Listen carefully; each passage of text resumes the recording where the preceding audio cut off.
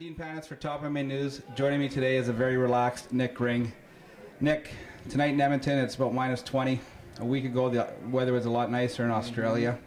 However, a little bit of a tough night for you. Let's, if you can, walk us through UFC 127 against Ricky Fukuda. Well, I thought Ricky Fukuda had a tough night. What else do you want me to say? I mean, he was a current world champion out of Deep Impact, and you know, I mean, you're fighting at a high level. It's just these fights, they're hard to finish, right?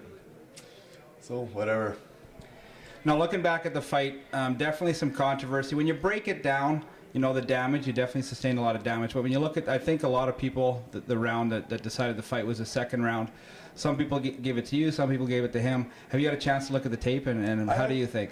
I actually haven't even watched the fight, but you know, the judges, I mean, they gave me the first 2 rounds and they gave him the 3rd round. So I mean, it was a unanimous decision. You know, all 3 judges scored basically the same thing. So yeah, I don't know what you said about that, but you know, it was unanimous. There's no doubt about it when it comes to a close fight like that.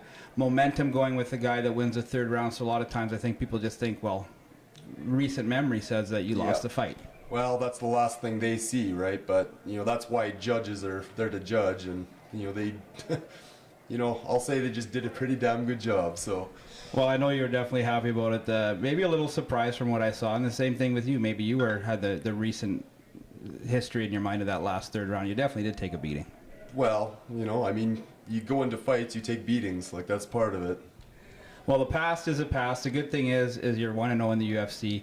People will have short memories. You go out next time, you know, you get back in the winner's circle, you put on an impressive performance, and you roll from there. Yeah, well, I'm not worried. You know, I mean, this is what I do.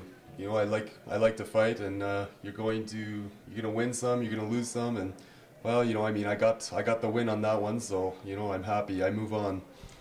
Now, you had a chance to train with the guys out in Montreal at TriStar. You and I were just talking about a bit with that. How much did that help you getting ready for that fight? Oh, it's enormous. I mean, you know, the TriStar guys, they've just got such a good, talented crew of guys. I mean, I couldn't have been. I mean, besides the shell shock of being, you know, honored by, you know, some of, I mean, like, obviously you got Georges St-Pierre there. I mean, he's one of my favorite fighters ever. I mean, it's awesome to get, you know, the opportunity to train with them. But besides that, skill for skill, those guys are just they're very good athletes, very good, you know, martial artists. So I mean, it helped me enormously. Now, I know you were laid up for a while with a knee injury you sustained in the filming of The Ultimate Fighter. I saw you tonight cornering Sheila Bird, and we got to give props to that young lady. She put on a hell of a show tonight. Sheila is a tough chick. You know, she's one of the few girls that I know that doesn't punch like a girl. Like, she's all business. I love her. One thing about being injured, I'm assuming it gave you a chance to coach a lot more for a few months. You find that when you coach, you actually learn a lot yourself? Well, you know what? I've been coaching for years, like literally, I don't know, 14 years. So, I mean, like, the stuff that I coach was kickboxing. I've done that, you know, been there, done that. Like, right now, I'm just, like, I think the coaching it can definitely help you, right? But at the same time, I mean, I'm looking forward to just putting the competitor hat on and just, you know, focusing on that aspect of it. Now, I did touch on the knee injury. It didn't seem to be a problem in your last fight physically. I didn't see any you know, negative reactions from you or anything. Mentally, how was it? You know, it's more than just a physical injury. When you get back in the cage after having an injury, how did you come out of it mentally?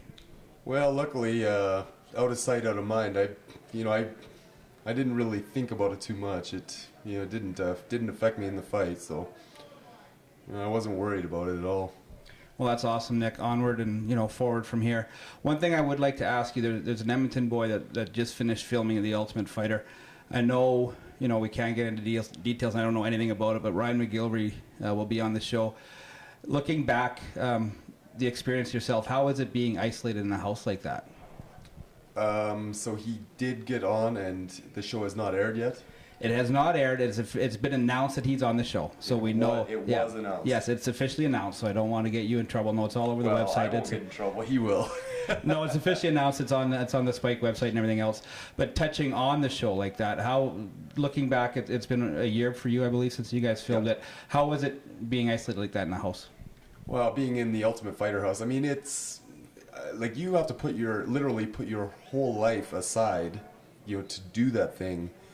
I remember when I did it, I was not allowed to contact anybody outside of the house.